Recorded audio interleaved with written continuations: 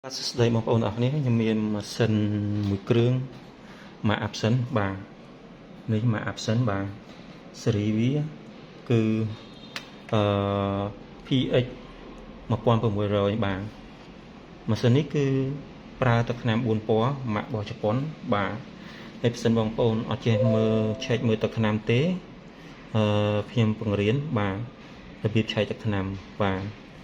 នេះខ្ញុំឥឡូវខ្ញុំចូលឆែកទឹកថ្នាំ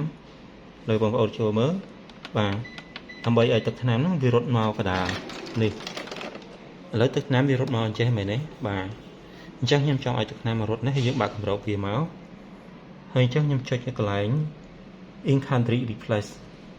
ខ្ញុំចុចអាហ្នឹងអូខេបាទហើយវារត់ចេញមកបាទចេញមកហើយយើងរងចាំវាបន្តិចវាចេញចំទឹកថ្នាំ4ពណ៌ហ្នឹងបាទរត់សញ្ញាហ្នឹងដូច្នេះចឹងយើងចង់ដកមើលទឹកថ្នាំយើងបើកគម្របនេះបន្ទាប់មកយើងឆ្កឹះដៃបាទអានេះបាទលើកវាឡើងប៉ុន្តែខ្ញុំអត់លើព្រោះខ្ញុំធ្វើស្អាតទេអញ្ចឹងបើសិនមានបញ្ហាបងប្អូនឆ្កឹះនឹងវាឡើងមកបាទហើយរុញវាទៅវិញមកបាទហើយបើយើងជ្រួលឆ្កឹះមិញបាទខ្ញុំឆ្កឹះគ្រប់ព្រឹកអញ្ចឹងយើងចុចនឹង3ដងមក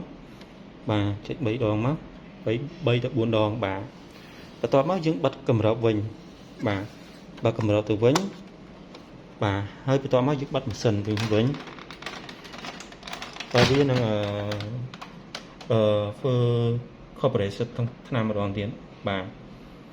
ឥឡូវវាចាប់ដើមរត់ម្ដងទៀតហើយអញ្ចឹង